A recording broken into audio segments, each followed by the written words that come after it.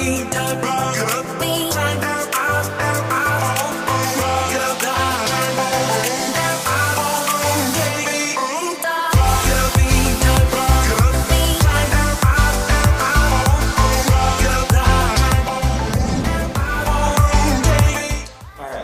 again to another day of painting. Alright, so the last time we spoke about tools for painting and just some basic techniques that you can use in order to paint better. So I demonstrated a few things that you could do, if you can recall, one foot before the other.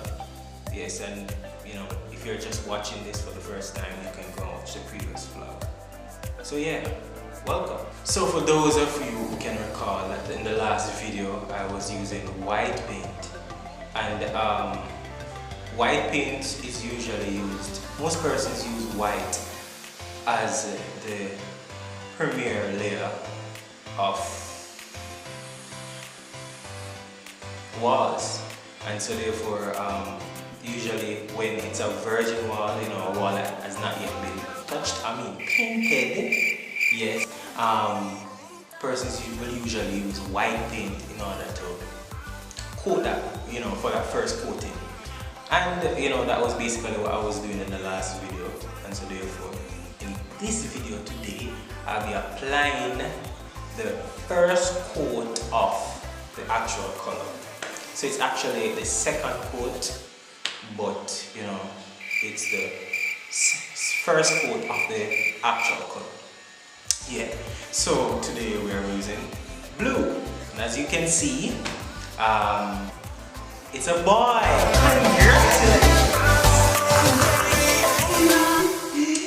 Alright, so today we are talking a little bit about coating. Now, this thing is mad uncomfortable. Coating, especially if it's the first time it's been painted, it is important to give that wall more than one coats of painting. Now, most of us, we would definitely love to only just paint the wall once and it looks ideal, but usually that is not the case. And sometimes the paint has a lot to do with how many coats that wall needs, and if it's not a top quality paint, or if the paint is very thin, then you may definitely need to give that wall more than one coat, and sometimes even more than 2 coats. So today we're going to learn a little bit about coating. Well, also, I may also add that painting is a very interesting profession. I'm not per se a professional painter. However, I pride myself in doing things that I love, and painting is one such thing. And because I do love painting, it does not take a whole lot out of me to get up and start painting, so one advice I would definitely give to persons is to do something that you love, and it will not feel like too much of a work for you. So that is definitely one thing that I use to guide my life, doing something that I actually love to do, and painting is one such thing that I love to do. Alright, so today we're going to talk about factors that determine how many coats need to be used. Number one, the surface being painted. Whether that surface is concrete, whether it's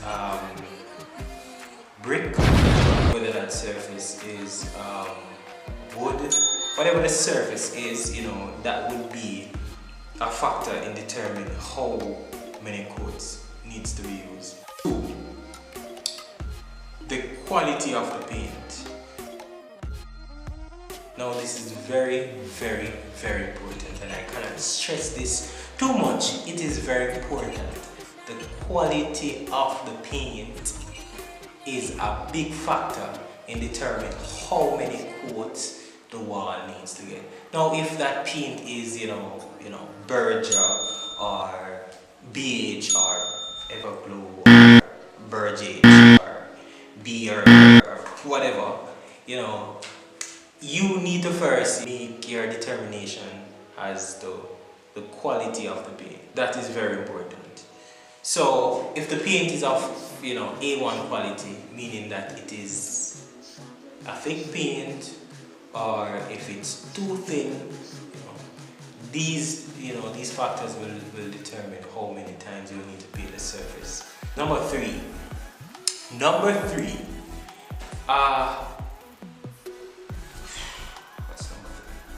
Stop texting. Oh yeah, number three. How thirsty is the surface? Now, I spoke about this already. Now, if that surface is a virgin surface, meaning it has not yet been painted, or maybe it has just received a prime coat of paint, this will determine how many coats need to be used on the wall. So for example, for a surface that has no paint has yet been on that surface, then that will definitely need more paint than a surface that has been painted before. Number four, the color of paint being used. Now, this is also a very important factor because say for instance you're painting a concrete surface, a virgin concrete surface, which is usually has a gray tone.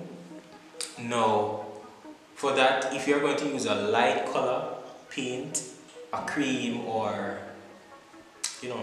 say a white, the concrete will show up a lot more under that coat of paint, and so therefore it will definitely need more than one coat of paint to hide that virgin surface. Number five, personal preference.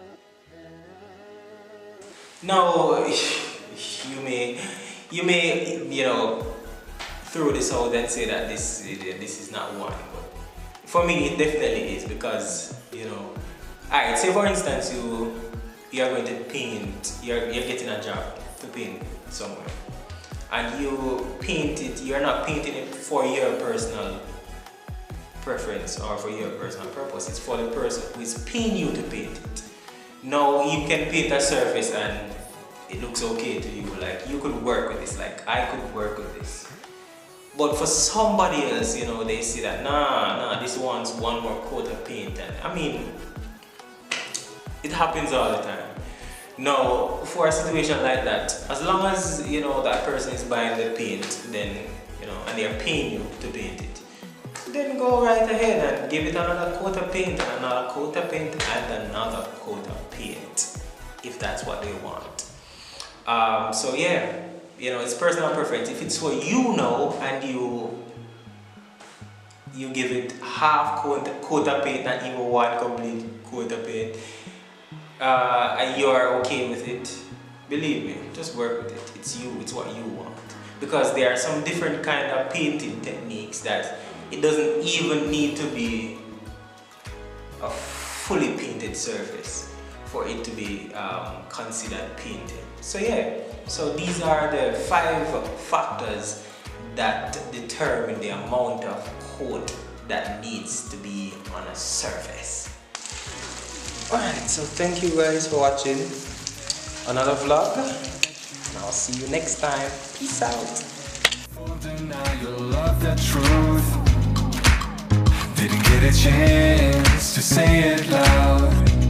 Your secrets kept you pushing down, disavow. When you was knocking on your door, nobody got in. Now when you're screaming for a hand, nobody's listening.